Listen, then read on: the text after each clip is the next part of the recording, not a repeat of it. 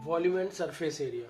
तो surface area and volume से पहले हमें पता होना चाहिए कि फिगर जो होती है ना, टू टाइप्स की होती है। नंबर वन, एक होती है फिगर 2D और एक होता है 3D फिगर। तो जो 2D फिगर्स होती है ना, वो 2 डायमेंशन होती है, और जो 3D फिगर होती है वो 3 डायमेंशन होती है। 2D फिगर में लेंथ एंड ब्रेथ होता है और 3D फिगर में लेंथ, ब्रेथ एंड हाइट होता है। ठीक है, तो अब ना सरफेस एरिया एंड वॉल्यूम।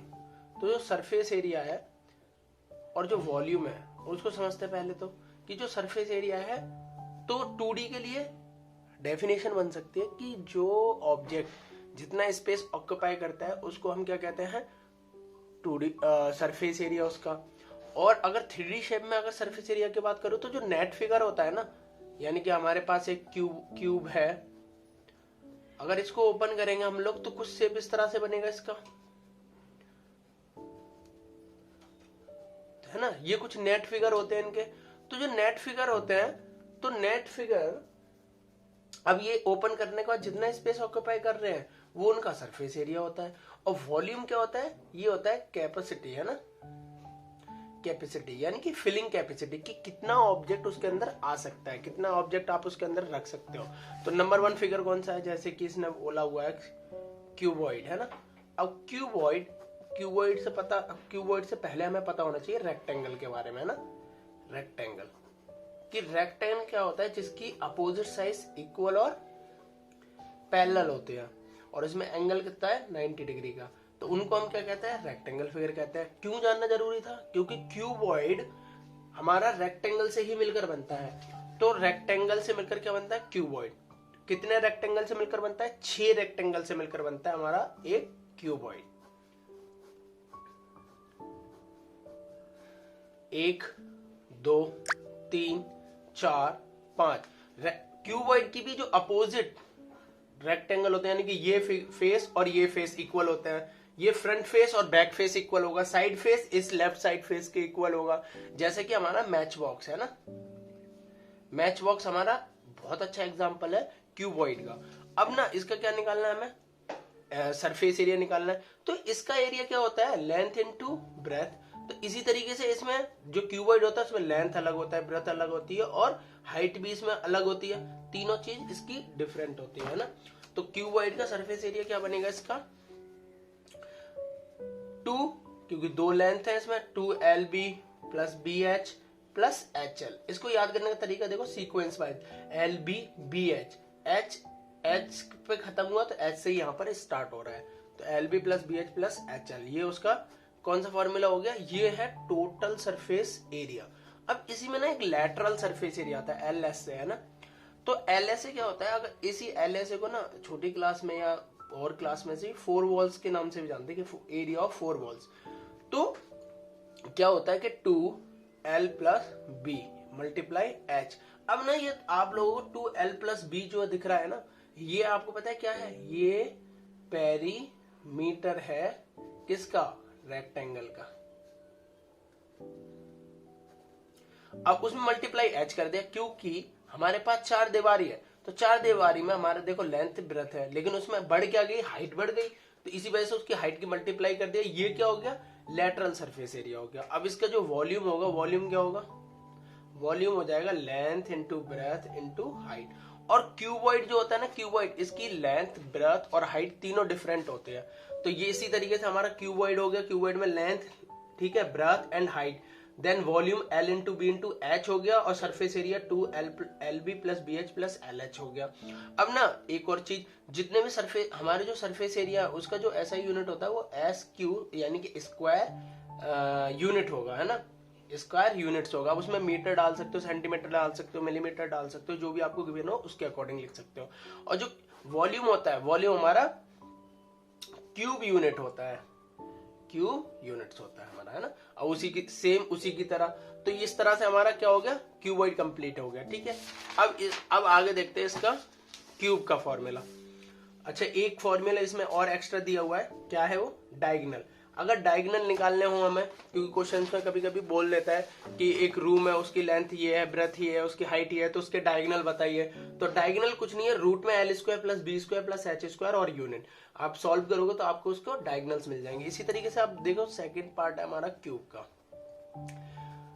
तो जो क्यूब होता है वो क्यूब मिलकर किससे बनता है पता है? कौन सी 2D फिगर से मिलकर बनता है? स्क्वायर से मिलकर बनता है।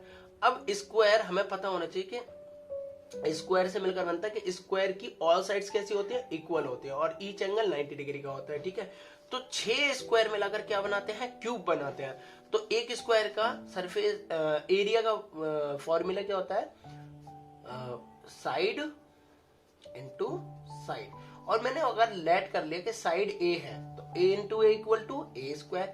जब एक स्क्वायर का ए स्क्वायर है तो भाई कितने से मिलकर बनता है? 6 स्क्वायर से मिलकर बनता है हमारा क्यूब। ऑल साइड्स इसकी इक्वल होती हैं, इसकी भी ऑल साइड्स इक्वल होते हैं। तो इसमें एक है ना, +2 +3 +4, ऐसे 1 स्क्वायर 2 स्क्वायर 3 स्क्वायर 4 स्क्वायर। इस तरह से अगर इनको करेंगे एक का एरिया, दूसरे का एरिया, तीसरे का एरिया, चौथे का एरिया, सबको प्लस कर लेंगे तो किस तरह से बनेगा फॉर्मूला? 6a स्क्वायर, है ना।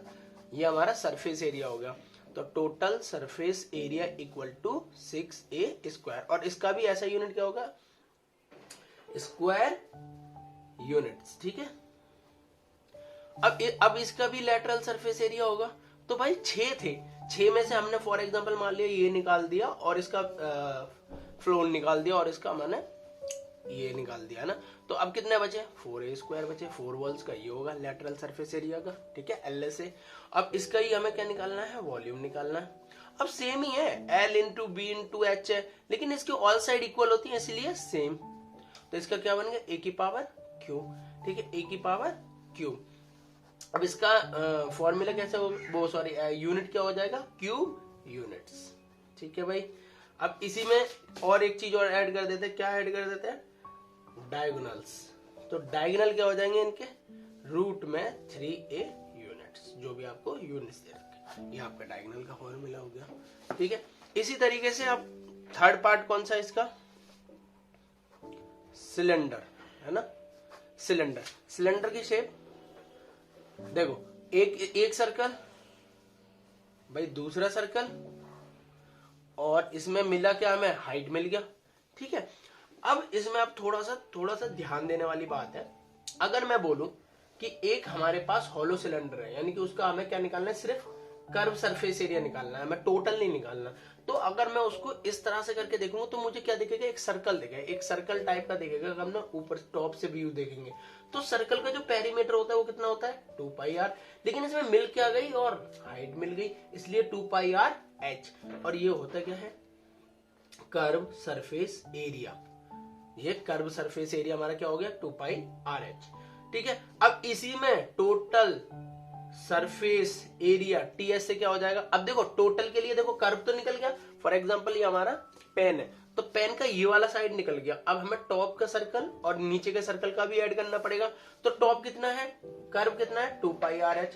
ठीक है, अब प्लस क्या करेंगे? एक सर्कल ये है, इसका क्या होता है? πr स्क्वायर, और इसके एक बेस पर है πr स्क्वायर। तो ये कितना हो गया? 2πrh plus πr square 2πr square. Common क्या आ गया? 2πr। तो बचा क्या? h plus r। ये हमारा होता है टोटल सरफेस एरिया। ठीक है, ये हमारा टोटल सरफेस एरिया। और इसका भी ऐसा यूनिट क्या रहेगा? सेम रहेगा, स्क्वायर यूनिट्स।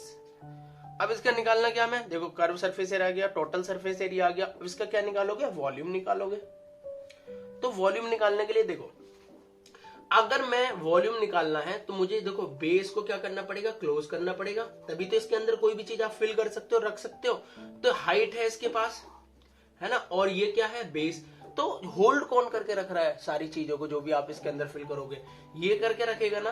तो इसका फॉर्मूला होता है क्या? πr स्क्वायर, है ना, πr स्क्वायर। देखो सिलेंडर, ये हमारा वॉल्यूम हो गया πr स्क्वायर। ठीक है, अब देखो πr स्क्वायर, लेकिन इसकी जैसे जैसे हाइट बढ़ती चली जाएगी वो तो उसमें मल्टीप्लाई h बढ़ी गया हाइट, तो πr स्क्वायर h। ये हो गया वॉल्यूम, और इसका भी ऐसा यूनिट क्या हो जाएगा? Cube units. ठीक है, ये इसका क्यूब यूनिट्स हो गया। तो हमारे पास क्यूबॉइड हो गया, क्यूब हो गया, सिलेंडर हो गया। अगर हमें फॉर्मूले रटने की जरूरत नहीं है तो समझ सकते हैं, तो समझने से जल्दी याद हो जाता है। ठीक है, अब इसके बाद सिलेंडर हो गया। सिलेंडर के बाद अब क्या रहेगा इसमें? कोन। अब करते हैं कोन को। ठीक है, अब कोन समझते हैं। अब कोन में क्या है, एक हमारा जो बेस होता है कोन का वो सर्कल शेप में रहेगा और ये हमारा इससे है। अब इसमें क्या है, ये एक इसमें ना दो तरह की हाइट होती है। एक ये वर्टिकल हाइट होती है जिसको परपेंडिकुलर हाइट भी बोल सकते हो क्योंकि ये 90 डिग्री का एंगल बनाएगा, और एक ये जो हाइट होती है इसको हम स्लैंट हाइट बोलते हैं। इसको हम एल से डिनोट करते हैं, इसको हम एच से डिनोट करेंगे। तो इसके थोड़े से अलग फॉर्मूले भी है। फॉर एग्जाम्पल अगर मैं बोलता हूं इसमें कि स्लैंट हाइट ही निकालने का फॉर्मूला, यानी कि स्लैंट हाइट निकालने का फॉर्मूला किससे डिनोट करते हैं, एल से। तो पता है क्या होता है, एल इक्वल टू रूट में H square plus R square. अब ये जो फॉर्मूला है ना, पता है किससे ड्राइव हुआ है, कुछ से नहीं हुआ है, ये पाइथागोरस थ्योरम से ड्राइव हुआ है। क्या है, देखो एक ट्राइंगल, राइट एंगल ट्राइंगल बन रहा है, नहीं बन रहा, तो इसमें ये वाली साइड होती क्या, हाइपोटेनियस होती है, ये परपेंडिकुलर हो गया, ये बेस हो गया। तो फॉर्मूला क्या होता है कि भाई हाइपोटेनियस का स्क्वायर इक्वल टू परपेंडिकुलर का स्क्वायर प्लस बेस का स्क्वायर। अब बेस आर क्यों लिया सर, क्योंकि ये हमारा क्या है, एक बेस सर्कल है, तो ये हमारा सेंटर से क्या होगा, आर होगा, इसलिए आर का स्क्वायर। अब एल इक्वल टू ये इसके ऊपर रूट चला गया। अब ऐसे भी कर सकते थे, इसको बोथ साइड स्क्वायर रूट ले सकते हैं, तो ये बाहर आ गया क्योंकि स्क्वायर करेंगे तो एल इंटू एल पेयर बन गया, पेयर से एक वैल्यू बाहर आ जाएगी। अब ये बच गया हमारा H square plus R square. तो यही फॉर्मूला बन गया स्लैंट हाइट निकालने का। ठीक है, अब इसमें निकालते हैं हम लोग कर्व सरफेस एरिया, है ना, कर्व सरफेस एरिया, क्योंकि अब हमारे पास एल भी आ गया। और कर्व सरफेस एरिया पता है क्या होता है इसका, ये है हमारा, तो ये हम छोड़ देंगे। फॉर एग्जांपल हमारे पास बर्थडे कैप है। अब बर्थडे कैप को अगर इस तरह से देखेंगे तो हॉलो दिखेगा, सर्कल दिखेगा, और कर्व सरफेस हमें ऐसे दिखेगा उसका, है ना। और ये पता है किससे मिलकर बनता है फिगर, बनता है एक तो बेस हो जाएगा और एक सर्कल को बीच में से इस तरह से इसका सेक्टर निकाल के कट किया गया है, फिर इसको बेंड करके जोड़ दिया गया, तो हमारा ये कोन बन जाएगा। ठीक है, अब हमारे पास इसमें कर्व सरफेस एरिया, अब देखो क्या है, पाई आर एल, ये स्लैंट हाइट का वो कर्व सरफेस एरिया का फॉर्मूला आ गया। तो स्लैंट हाइट यूज हो रही है ना इसमें एल, इसलिए एल का फॉर्मूला आपको पहले बता दिया मैंने। अब इसमें स्लैंट हाइट हो गया, अब इसका निकालेंगे हम लोग वॉल्यूम। ठीक है, वॉल्यूम इक्वल टू मैं बताता हूं इसका 1/3 पाई आर स्क्वायर एच। अब ये जो वॉल्यूम आया इसका, ये थोड़ा समझने वाला है। ठीक है, अगर मैं एक सिलेंडर और एक कोन लेता हूं, ठीक है, जिसकी वर्टिकल हाइट ये जिसकी वर्टिकल हाइट यानी कि परपेंडिकुलर जो हाइट है इन दोनों की, वो सेम हाइट के है ना, और सेम रेडियस के हैं। ठीक है, इनकी रेडियस भी कैसी है, सेम, और इनकी हाइट भी कैसी है, सेम, ये वाली। ठीक है, तो पता है इसमें अगर मैं पानी फिल करूं और इसमें पलटूं तो पहले वाले में एक पार्ट फिल हो जाएगा, फिर वापस से फिल करूं और फिर पलटूं तो दूसरा पार्ट फिल हो जाएगा, फिर भरूं फिर पलटूं तो ये पूरा फिल हो जाएगा। समझ रहे हो, तो एक कोन थर्ड पार्ट होता है। ठीक है, तो इसलिए देखो पाई आर स्क्वायर एच किसका होता है, देखो पाई आर स्क्वायर एच किसका होता है, पाई आर स्क्वायर एच वॉल्यूम किसका है, सिलेंडर का, तो उसका 1/3 पार्ट होता है, इसीलिए देखो 1/3 पाई आर स्क्वायर एच। कितना इजी है समझना। ठीक है, ये हो गया। अब आगे का देखते हैं इसमें। ठीक है, अब देखो इसमें एक हाँ टोटल सरफेस एरिया भी तो है। अभी इसमें एक ये तो कर्व बताया था, एक टोटल सरफेस एरिया टीएस से भी तो बताना है।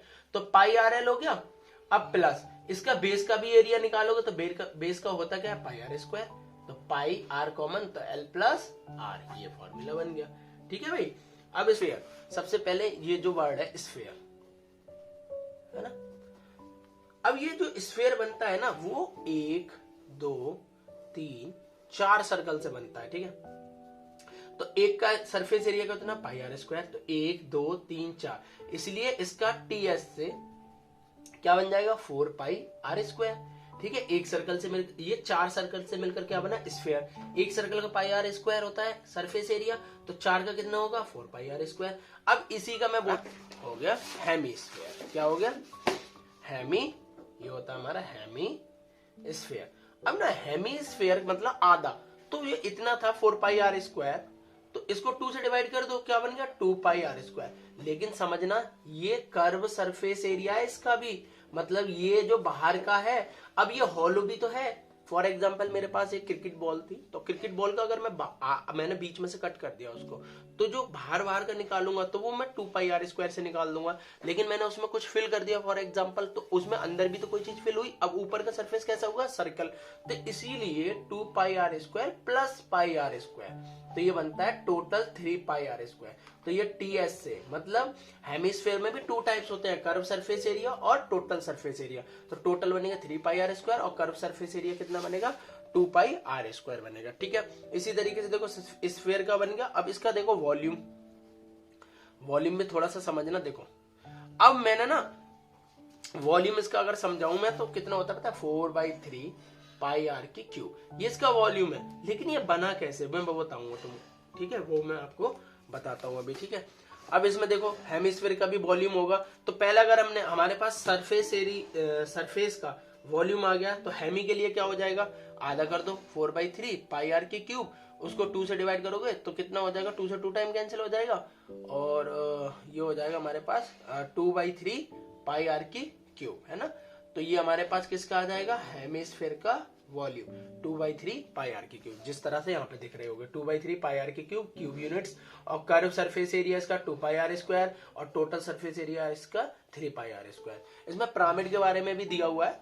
तो पिरामिड के बारे में कैसा है कि volume 1/3 R area of base multiply H, area of base multiply H.